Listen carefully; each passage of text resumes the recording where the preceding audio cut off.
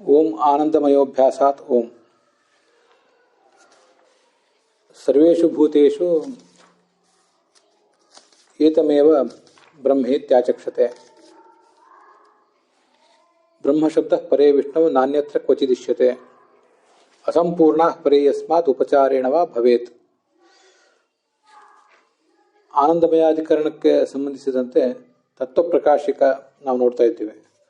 ಆ ತತ್ವಪ್ರಕಾಶಿಕದಲ್ಲಿ ಕೂಡ ಭಾವಬೋಧ ಟಿಪ್ಪಣಿ ಏನು ಹೇಳಿದೆ ಅನ್ನೋದನ್ನು ನೋಡ್ತಾ ಇದ್ದೀವಿ. ತತ್ವಪ್ರಕಾಶಿಕದಲ್ಲಿ ಸಿದ್ಧಾಂತಯತಿ ಯದ್ಯಪಿ ಅನ್ಯೇಷಾಂ ಪ್ರಾಪ್ತಿ ತಥಾಪಿ ಕಸ್ತರ್ಹಿ ಇತ್ಯಾಶಂಕ್ಯ ಸಂಗತಿ ಪ್ರದರ್ಶನಾರ್ಥಂ ಉದಾಹೃತ ಪ್ರತಿಜ್ಞಾಭಾಗಂ ವ್ಯಾಚಷ್ಟೆ. ಅದರಲ್ಲಿ ಆ ಉದಾಹೃತ ಸಂಗತ್ಯರ್ಥಂ ಉದಾಹೃತ ಪ್ರತಿಜ್ಞಾಭಾಗಂ ವ್ಯಾಚಷ್ಟೆ ಅನ್ನೋ ಭಾಗವನ್ನು ನೋಡ್ತಾ ಇದ್ದೀವಿ. ಕೋಶಗಳನ್ನು ತೆಗೆದು ನೋಡಿದರೆ ಬ್ರಹ್ಮ ಶಬ್ದದಿಂದ ವಾಚ್ಯರಾದವರು ಅನೇಕ ಜನ ಅಂತ ನಮಗೆ ಕಾಣಬಹುದು.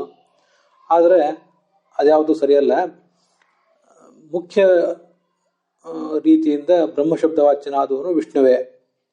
ಅದು ಐತರೇಯ ಉಪನಿಷತ್ತಿನಲ್ಲಿ, ಹಾಗೆ ಮಹಾನಾರಾಯಣ ಉಪನಿಷತ್ತಿನಲ್ಲಿ ಮತ್ತು ಪುರಾಣಗಳಲ್ಲಿ ಕೂಡ ಉಲ್ಲೇಖ ಕಂಡಿದೆ ಅಂತ ಹೀಗೆ ಕಂಡು ಬಂದಿದೆ. ಇನ್ನೊಂದು ಗೀತಾ ಭಾಷ್ಯದಲ್ಲಿ ಬಂದಿರುವಂತಹ ಪ್ರಮಾಣ ವಾಕ್ಯನೂ ಇದೆ. ಅಥ ಕಸ್ಮಾದುಚ್ಯತೆ ಬ್ರಹ್ಮೇತಿ ಬ್ರಹ್ಮತಿ ಬ್ರಹ್ಮಯತಿ ಚ. ಈ ಭಗವಂತನನ್ನು ಬ್ರಹ್ಮ ಅಂತ ಯಾಕೆ ಹೇಳಬೇಕು ಅಂತ ಪ್ರಶ್ನೆ ಬಂದರೆ, ಬ್ರಹ್ಮತಿ ತಾನು ಗುಣಪೂರ್ಣನಾಗಿದ್ದಾನೆ, ದೊಡ್ಡವನಾಗಿದ್ದಾನೆ. ಹಾಗೆ ಬ್ರಹ್ಮಯತಿ ಚ ಇನ್ನೊಬ್ಬರನ್ನ ಗುಣಪೂರ್ಣರನ್ನಾಗಿ ಮಾಡ್ತಾನೆ ಕೂಡ, ಯಾರು ತನ್ನನ್ನು ಆಶ್ರಯಿಸಿದಾರೋ ಅವರನ್ನು. ಹೀಗೆ ಮುಖ್ಯತಃ ಬ್ರಹ್ಮಶಬ್ದ ವಾಚ್ಯತ್ವ ಇರುವುದು ಭಗವಂತನಲ್ಲೇ. ಉಳಿದವರು ಅಮುಖ್ಯತಃ ಬ್ರಹ್ಮಶಬ್ದ ವಾಚ್ಯರಾಗಿದ್ದಾರೆ. ಆದರೆ ಅದೆಲ್ಲ ಅವರಲ್ಲಿ ಎರಡೆರಡು ಅರ್ಥಗಳಿಂದ, ಅದರಲ್ಲೂ ಮುಖ್ಯಾರ್ಥದಿಂದ ಬ್ರಹ್ಮಶಬ್ದ ವಾಚ್ಯತ್ವ ಬರೋದಿಲ್ಲ. ಕೇವಲ ಗುಣಪೂರ್ಣರು ಅನ್ನುವ ದೃಷ್ಟಿಯಿಂದ ಬ್ರಹ್ಮಶಬ್ದ ವಾಚ್ಯತ್ವ ಅವರಲ್ಲಿಯೂ ಬರಬಹುದು. ಆದರೆ ತಮ್ಮನ್ನು ಆಶ್ರಯಿಸಿದ ಭಕ್ತರನ್ನ ಗುಣಪೂರ್ಣರನ್ನಾಗಿ ಮಾಡುವಂತಹ ವ್ಯಕ್ತಿತ್ವ ಅವ್ರದ್ದಲ್ಲ. ಆದ್ದರಿಂದ ಈ ಬ್ರಹ್ಮಶಬ್ದ ವಾಚ್ಯತ್ವ ಮುಖ್ಯವಾಗಿ ಅವರಲ್ಲಿ ಇಲ್ಲ ಅಂತ ಅದರ ತಾತ್ಪರ್ಯ. ಈಗ ಸಂಗತ್ಯರ್ಥ ಉದಾಹೃತ ಸೂತ್ರ ಪ್ರತಿಜ್ಞಾಭಾಗಂ ವ್ಯಾಚಷ್ಟೆ ಅಂತಿದೆಯಲ್ಲ, ಅದಕ್ಕೆ ಈ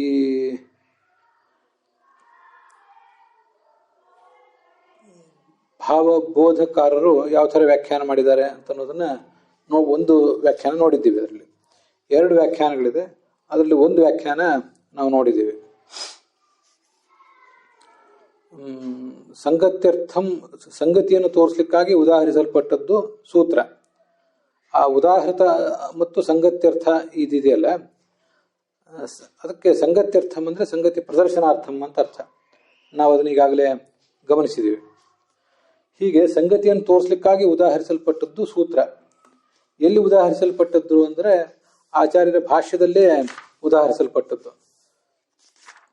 ಅದನ್ನು ಆಚಾರ್ಯರು ಈ ಆನಂದಮಯನನ್ನು ವಿಷ್ಣು ಅಂತ ಯಾಕೆ ಸಮರ್ಥನೆ ಮಾಡಬೇಕು ಅನ್ನುವ ಪ್ರಶ್ನೆಯನ್ನು ಉತ್ತರಿಸಲಿಕ್ಕೋಸ್ಕರ ಅದನ್ನು ಈಗಾಗಲೇ ಮಾಡಿ ತೋರಿಸಿದ್ದಾರೆ. ನಹಿ ಆನಂದಮಯ ಅವಯವ ರೂಪಂ ಪ್ರತೀಯತೆ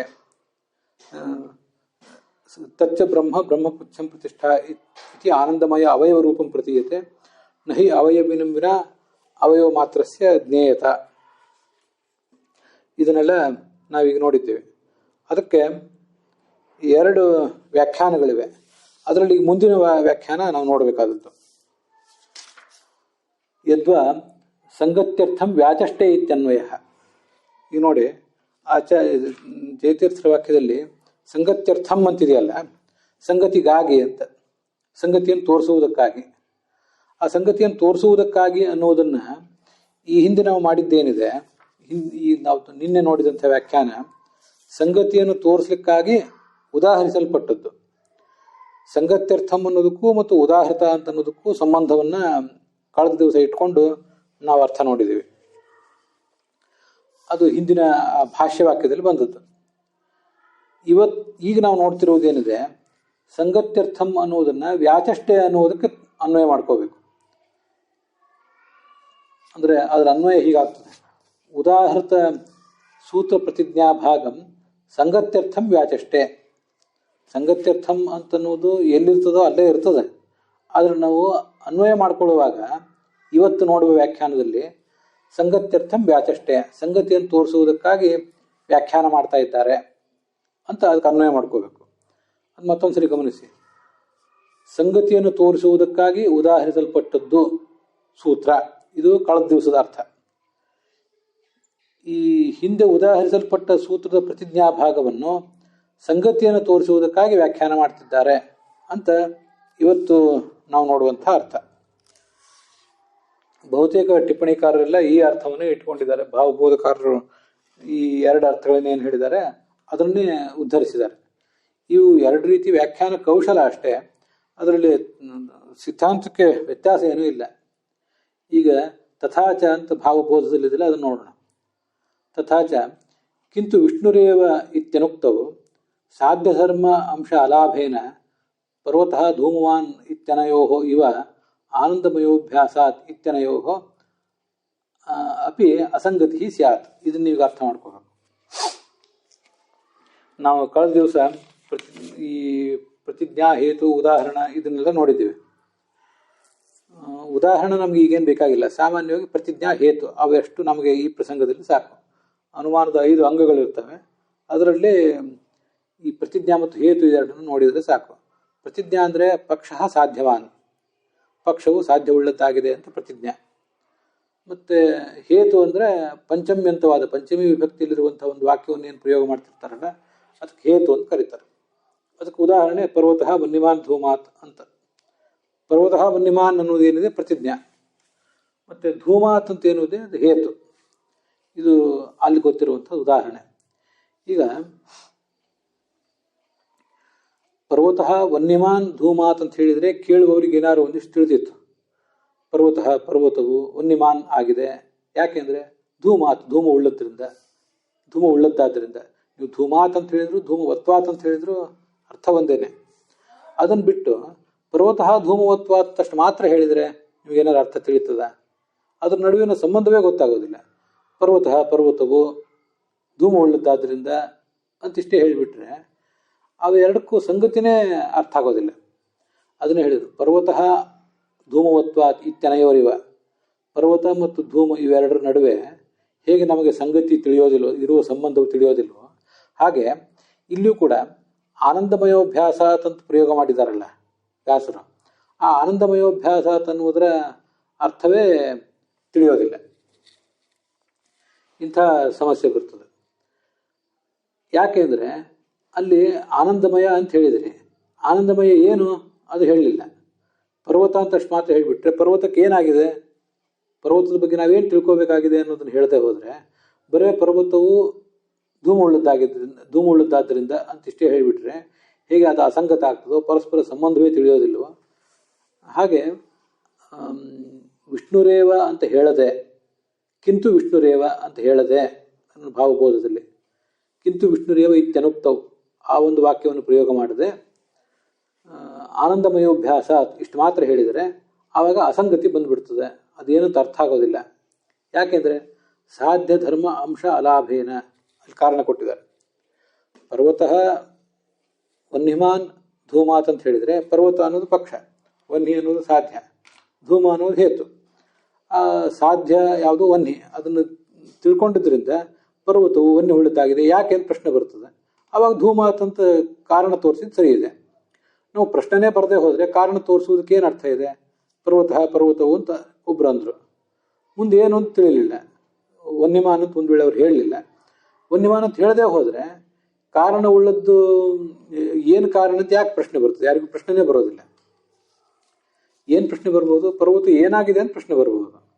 ಪರ್ವತವು ವನ್ಯ ಉಳ್ಳದ್ದಾಗಿದೆ ಅಂತ ಹೇಳಿದರೆ ಅವಾಗ ಯಾಕೆ ಅಂತ ಪ್ರಶ್ನೆ ಬರ್ತದೆ. ಅವಾಗ ಧೂಮಾತ್ ಅಂತ ಉತ್ತರ ಕೊಡೋದು ಸರಿ ಆಗ್ತದೆ. ಆದ್ದರಿಂದ ಸಾಧ್ಯವೆಂಬ ಧರ್ಮ, ಸಾಧ್ಯ ಧರ್ಮ ಅಂತಿದೆಯಲ್ಲ, ಸಾಧ್ಯವೆಂಬ ಧರ್ಮ ಅಂತ ಅದರ ಅರ್ಥ. ಸಾಧ್ಯ ಧರ್ಮ ಅಂದರೆ ಸಾಧ್ಯವೆಂಬ ಧರ್ಮ ಅಂತ ಅರ್ಥ. ಸಾಧ್ಯವೆಂಬ ಧರ್ಮ, ಧರ್ಮವೆಂಬ ಅಂಶ, ಅದಕ್ಕೇನು ಭಾಳ ಅರ್ಥ ಇಲ್ಲ. ಅಂಶ ಅಂದರೆ ಒಂದು ಪಾರ್ಟ್ ಅಂತ ಅರ್ಥ. ಪ್ರತಿಜ್ಞಾ ಹೇತು ಉದಾಹರಣ ಇತ್ಯಾದಿಗಳಲ್ಲಿ ಒಂದು ಪಾರ್ಟ್ ಅಂತ ಅರ್ಥ.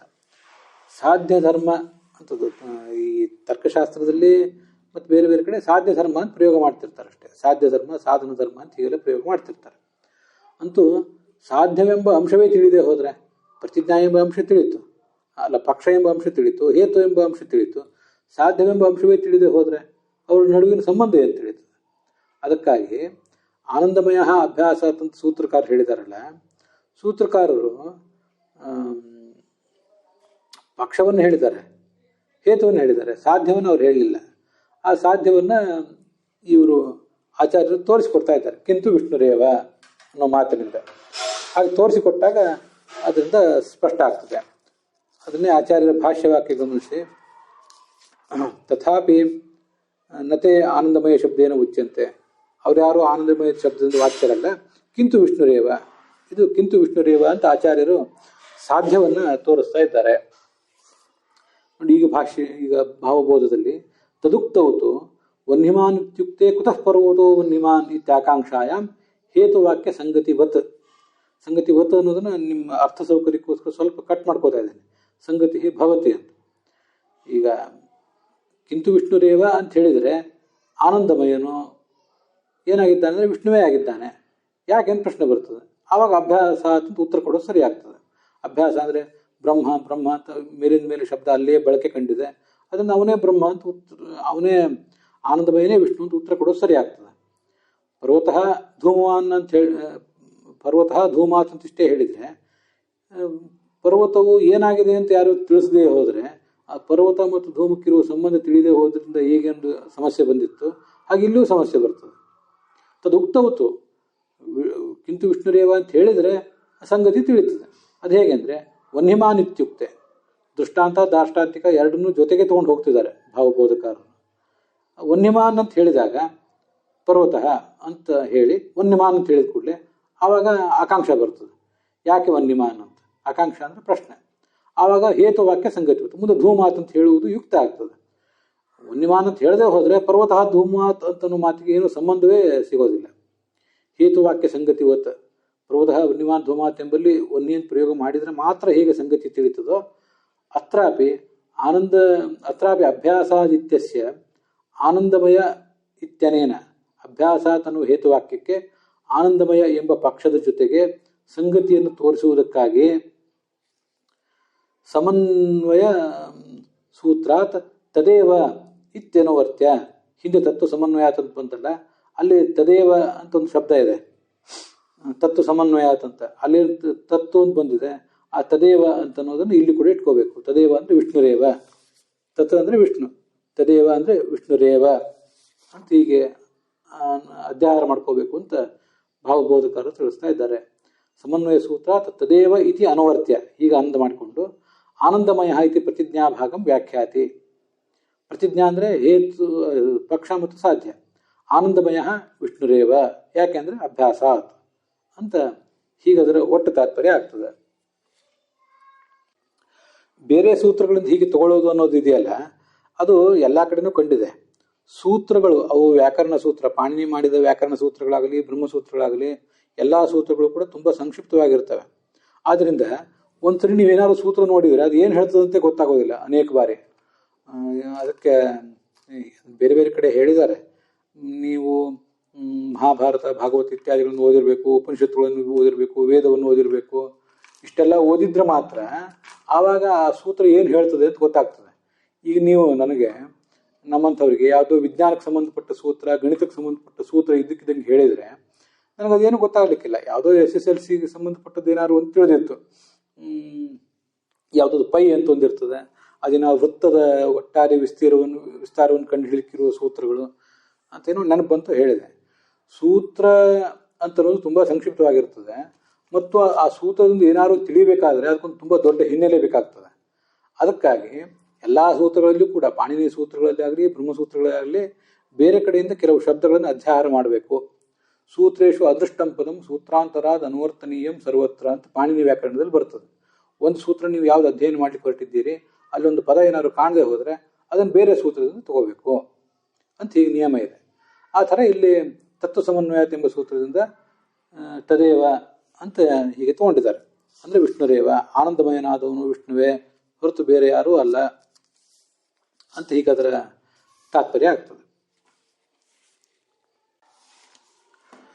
ತತ್ವಪ್ರಕಾಶಿಕಾದಲ್ಲಿ ಹೀಗಿದೆ, ಕುತೋ ವಿಷ್ಣುರೇವ ಆನಂದಮಯ, ಆನಂದಮಯನಾದವನು ವಿಷ್ಣುವೇ ಅಂತ ಯಾಕೆ ಹೇಳಬೇಕು ಅಂದರೆ ಅಭ್ಯಾಸ ಅಂತ ಬಂತಲ್ಲ, ಅಭ್ಯಾಸ ತೋರಿಸ್ತಾ ಇದ್ದಾರೆ ಅಂತ. ಅಲ್ಲಿ ಅಭ್ಯಾಸ ಅಂದರೆ ಮತ್ತೆ ಬ್ರಹ್ಮ ಅಂತ ಪ್ರಯೋಗ ಮಾಡ್ತಿರುವುದರಿಂದ ಸೌತ್ರಂ ಹೇತು, ಸೌತ್ರ ಹೇತು ಅಂದರೆ ಸೂತ್ರವೇ ತೋರಿಸಿಕೊಟ್ಟಿರುವ ಯುಕ್ತಿ, ಅದನ್ನು ತದೇವ ಅಂತ ಮಾತಿನಿಂದ ಹೇಳಿದ್ದಾರೆ. ಅದನ್ನು ಜಯತೀರ್ಥರು ವ್ಯಾಖ್ಯಾನ ಮಾಡಿಲ್ಲ. ತದೇವ ಬ್ರಹ್ಮ ಪರಮಂ ಕವೀನಂ ಅಂತ ಮಹಾನಾರಾಯಣ ಉಪನಿಷತ್ತಿಂದದು. ಅದು ಹಿನ್ನೆಲೆಯಲ್ಲಿ ನಾನು ಕಳೆದ ದಿವಸ ನಾನು ಹೇಳಿದ್ದೆ. ಆಮೇಲೆ ಏತಮೇವ ಬ್ರಹ್ಮೇತ್ಯಾಚಕ್ಷತೆ, ಅದರದ್ದು ಕೂಡ ಇಲ್ಲಿರುವುದು ಬರೇ ಏತಮೇವ ಬ್ರಹ್ಮೇತ್ಯಾಚಕ್ಷತೆ, ಅದರ ಮೂಲ ಸ್ವರೂಪ ಸರ್ವೇಷು ಭೂತೇಷು ಏತಮೇವ ಬ್ರಹ್ಮೇತ್ಯಾಚಕ್ಷತೆ ಅಂತ ಅದನ್ನೆಲ್ಲ ಹೇಳಿದ್ದೆ. ಜಯತೀರ್ಥರು ಅದನ್ನು ಹೇಳಿಲ್ಲ. ಮುಂದೆ ಅಸನ್ನೇವ ಸ ಭವತಿ ಅಸದ್ ಬ್ರಹ್ಮೇತಿ ವೇದ ಚೇತ್ ಅಸ್ತಿ ಬ್ರಹ್ಮೇತಿ ಚೇತ್ ವೇದ ಅಂತ ಇದು ತೈತ್ರಿಯ ಉಪನಿಷತ್ತಿನಲ್ಲಿ ಬಂದಿರೋದು. ಯಾರು ಬ್ರಹ್ಮವನ್ನು ಅಸತ್ ಅಂತ ತಿಳ್ಕೊತಾನೆ ಅವನು ತಾನೂ ಅಸತ್ತಾಗ್ತಾನೆ. ಅಸ್ತಿ ಬ್ರಹ್ಮೇತಿ ಚೇತ್ ವೇದ, ಬ್ರಹ್ಮವನ್ನು ಅಸ್ಥಿ ಅಂತ ತಿಳ್ಕೊಂಡ್ರೆ ಸಂತಮೇನಂ ತತ್ವವಿದು ರೀತಿ ಅವನನ್ನು ಸನ್ ಅಂತ ತಿಳ್ಕೋಬೇಕು. ಅದು ಮುಂದಿಂದು ನಾನು ಹಾಗೆ ಸುಮ್ಮನೆ ಬಾಯ್ಪಾಠ ಇರೋದ್ರಿಂದ ಅದನ್ನು ಹೇಳಿದೆ ಅಷ್ಟೆ. ಈಗ ನೋಡಿ, ಬ್ರಹ್ಮನನ್ನ ಅಸ್ಥಿ ಅಂತ ತಿಳ್ಕೊಂಡ್ರೆ ಈ ಸಾಧಕನು ಕೂಡ ಸಣ್ಣ ಆಗ್ತಾನೆ. ಅದರ ಅರ್ಥ ಏನು? ಬ್ರಹ್ಮವು ಸತ್ಯವಾಗಿದೆ ಮತ್ತು ಸಕಲಗುಣ ಪರಿಪೂರ್ಣವಾಗಿದೆ ಅಂತ ತಿಳಿದ್ರೆ ಇವನು ಕೂಡ ಸಾಧಕನು ಕೂಡ ಮುಕ್ತಿಯನ್ನು ಪಡಿತಾನೆ. ಅಲ್ಲಿ ತಾನು ತನ್ನ ಗುಣಪೂರ್ಣತ್ವವನ್ನು ಪಡಿತಾನೆ. ನಾವು ಸಂತರು ಮಹಾಂತರು, ಸಂತರು ಅಂದರೆ ಸಾಧು ಸಜ್ಜನರು ಅಂತ ಹೇಳ್ತಿರ್ತೀವಲ್ಲ, ಸಣ್ಣ ಅಂದರೆ ಬರೀ ಇರುವುದು ಅಂತ ಅರ್ಥ ಅಲ್ಲ. ಸಣ್ಣ ಅಂದರೆ ಒಳ್ಳೆಯವರಾಗಿರುವುದು, ಹೇಗಿರಬೇಕೋ ಹಾಗಿರುವುದು ಅಂತ ಅರ್ಥ. ಹೀಗೆ ಬ್ರಹ್ಮನನ್ನು ನೀವು ಹೇಗೆ ತಿಳಿತೀರೋ ಹಾಗೆ ಆಗ್ತದೆ. ಅಸನ್ನೇವತ ಭವತಿ ಅಸದ್ ಬ್ರಹ್ಮೇತಿ ವೇದಚೇತ್, ಬ್ರಹ್ಮನಲ್ಲಿ ಗುಣಪೂರ್ಣತ್ವವೇ ಇಲ್ಲ ಅಂತ ಯಾರು ತಿಳಿದ್ರೆ, ಅಥವಾ ಬ್ರಹ್ಮನೇ ಇಲ್ಲ ದೇವರೇ ಇಲ್ಲ ಅಂತ ಯಾರು ತಿಳಿದ್ರೆ ಇವನು ಕೂಡ ಅಸನ್ನೇ ಆಗಿಬಿಡ್ತಾನೆ ಅಂತ. ಹೀಗೆಲ್ಲ ಅದರ ಅರ್ಥ. ತಮ್ಮ ಯಥಾ ಉಪಾಸತೆ ತದೇವ ಭವತಿ ಅಂತ ಒಟ್ಟಾರೆ ನಿಯಮ. ಇತಿ ಆನಂದಮಯೇ ಬ್ರಹ್ಮಶಬ್ದ ಅಭ್ಯಾಸಾತ್, ಇದನ್ನು ಗಮನಿಸಿ. ಆನಂದ ತಸ್ಯ ಪ್ರೇಮಿಯ ಶಿರಃ ಇತ್ಯಾದಿ ಹೇಳಿ ಆಗಿ ಮುಂದೆ ಆನಂದಮಯ ಪ್ರಕರಣದಲ್ಲಿ ಬ್ರಹ್ಮ ಶಬ್ದವನ್ನು ಮತ್ತೆ ಪ್ರಯೋಗ ಮಾಡಿದ್ದಾರೆ. ಆದ್ದರಿಂದ ವಿಷ್ಣುರೇವ ಆನಂದಮಯ. ಬ್ರಹ್ಮಶಬ್ದಸ್ಯ ತದೇವ ಬ್ರಹ್ಮ ಇತ್ಯಾದಿ ಶ್ರುತಿಸ್ಮೃತಿಷು ವಿಷ್ಣುಕನಿಷ್ಠತಾ ಉಕ್ತೇಹೇ. ತದೇವ ಬ್ರಹ್ಮ ಪರಮಂ ಕವೀನಾಂ ಇತ್ಯಾದಿ ಮಾತುಗಳಲ್ಲಿ, ಇತ್ಯಾದಿ ವೇದವಾಕ್ಯಗಳಲ್ಲಿ ಬ್ರಹ್ಮ ಶಬ್ದವನ್ನು ಪ್ರಯೋಗ ಮಾಡಿದಾರಲ್ಲ, ಆ ಶ್ರುತಿಗಳನ್ನು ನಾವು ಹಿಂದೆ ಮುಂದೆ ತೆಗೆದು ನೋಡಿದರೆ ಅಲ್ಲಿ ಅವು ವಿಷ್ಣುವಿನಲ್ಲಿ ಮಾತ್ರ ಇದೆ ಅಂತ ಗೊತ್ತಾಗ್ತದೆ. ನಚ ತಥೈವ ಹಿರಣ್ಯಗರ್ಭಾದೀನ ಪ್ರಾಪ್ತಿ ಶಂಕ್ಯ. ಅಲ್ಲ, ಬ್ರಹ್ಮಶಬ್ದವನ್ನು ಪ್ರಯೋಗ ಮಾಡಿದ್ದಾರೆ, ಆ ಬ್ರಹ್ಮಶಬ್ದವನ್ನು ಹಿರಣ್ಯಗರ್ಭಾದಿಗಳಲ್ಲಿ ಯಾಕೆ ಹೇಳಬಾರ್ದು ಅಂತ ಪ್ರಶ್ನೆ ಬಂದರೆ, ತದೇವ ಬ್ರಹ್ಮ ಅಂತಿದೆ, ಬ್ರಹ್ಮಶಬ್ದದಿಂದ ಹಿರಣ್ಯಗರ್ಭನ ಯಾಕೆ ತಗೋಬಾರ್ದು ಅಂತ ಮತ್ತೆ ಪ್ರಶ್ನೆ. ಕೇಳುವವರಿಗೆ ಇನ್ನೂ ಸಮಾಧಾನ ಆಗಿಲ್ಲ. ಅದಕ್ಕೆ ಹೇಳ್ತಾರೆ, ಹಿರಣ್ಯಗರ್ಭಾದಿಗಳನ್ನು ಇಟ್ಕೊಳ್ಳಿಕ್ಕೆ ಬರೋದಿಲ್ಲ. ಯಾಕೆಂದರೆ ತೇಷಾಂ ಅಪೂರ್ಣತ್ವೇನ, ಇವರು ಯಾರೂ ಗುಣಪರಿಪೂರ್ಣರಲ್ಲ ಮತ್ತು ಇನ್ನೊಬ್ಬರಿಗೆ ಪರಿಪೂರ್ಣತ್ವವನ್ನು ದಯಪಾಲಿಸುವವರೂ ಅಲ್ಲ. ಆದ್ದರಿಂದ ಬ್ರಹ್ಮಶಬ್ದ ಮುಖ್ಯಾರ್ಥತ್ವ ಅಭಾವಸ್ಯ ಉದಾಹೃತ ಶ್ರುತ್ಯಾದಿ ಸಿದ್ಧತ್ವಾತ್. ಇವರ್ಯಾರು ಕೂಡ ಬ್ರಹ್ಮಶಬ್ದದ ಮುಖ್ಯಾರ್ಥ ಅಲ್ಲ ಅಂತನ್ನುವುದು ನಮಗೆ ಶ್ರುತಿಗಳಿಂದ ಪುರಾಣಗಳಿಂದ ಗೊತ್ತಾಗ್ತದೆ. ಮುಖ್ಯಾರ್ಥ ತ್ಯಾಗೇನ ಅಮುಖ್ಯಾರ್ಥ ಗ್ರಹಣ ಅಯೋಗಾತ್. ಮುಖ್ಯಾರ್ಥ ಯಾವುದೇ ಶಬ್ದವನ್ನು ನಾವು ವಿಚಾರ ಮಾಡುವಾಗ, ಶಬ್ದದಿಂದ ಏನಾದ್ರು ತಿಳ್ಕೊಳ್ಳುವಾಗ ಅದು ಶಬ್ದದ ಮುಖ್ಯಾರ್ಥ ಏನಂತ ತಿಳ್ಕೋಬೇಕು. ಅದು ಹೊಂದದೇ ಹೋದರೆ ಅಮುಖ್ಯಾರ್ಥ ತಿಳ್ಕೋಬೇಕು. ಗಂಗಾಯಾಮ್ ಘೋಷ ಅಂತಂತೀವಿ. ಹಳ್ಳಿ ಗಂಗಾ ನದಿಯಲ್ಲಿದೆ ಅಂತ ಹೇಳಿದಾಗ ಗಂಗಾ ನದಿಯಲ್ಲೇ ಹಳ್ಳಿ ಇರೋದು ಸಾಧ್ಯ ಇಲ್ಲ. ಆದ್ದರಿಂದ ನಾವೇನು ಮಾಡ್ತೇವೆ, ಗಂಗಾ ನದಿ ತೀರದಲ್ಲಿದೆ ಅಂತ ಅರ್ಥ ಮಾಡ್ತೇವೆ. ಆದರೆ ಎಲ್ಲಿ ಈ ಕಾಡಿನಲ್ಲಿ ಸಿಂಹ ಇದೆ ಅಂತ ಪ್ರಶ್ನೆ ಬಂದಾಗ ಸಿಂಹ ಎಂಬ ಶಬ್ದಕ್ಕೆ ಸಿಂಹ ಸದೃಶ ಅಂತ ಏನು ಅರ್ಥ ಮಾಡೋದಿಲ್ಲಲ್ಲ. ಈ ಹುಡುಗ ಸಿಂಹ ಅಂತ ಹೇಳಿದಾಗ ಸಿಂಹ ಸದೃಶ ಅಂತ ಅರ್ಥ ಮಾಡಬಹುದು. ಕಾಡಿನಲ್ಲಿ ಸಿಂಹ ಇದೆ ಅಂತ ಹೇಳಿದಾಗ ಅಲ್ಲಿ ಯಾಕೆ ಮುಖ್ಯಾರ್ಥ ಪರಿತ್ಯಾಗ ಮಾಡಬೇಕು? ಹಾಗೆ ಇಲ್ಲೂ ಕೂಡ ಬ್ರಹ್ಮಶಬ್ದದ ಮುಖ್ಯಾರ್ಥವಾದ ವಿಷ್ಣುವನ್ನೇ ಸ್ವೀಕಾರ ಮಾಡಬೇಕಾಗಿರುವಾಗ ಅಮುಖ್ಯಾರ್ಥವನ್ನು ಸ್ವೀಕಾರ ಮಾಡಬಾರದು ಅಂತ ತಾತ್ಪರ್ಯ. ಅಲ್ಲಿಗೆ ಇವತ್ತಿನ ಈ ಭಾಗ ಸಮಾಪ್ತ ಆಗಿದೆ.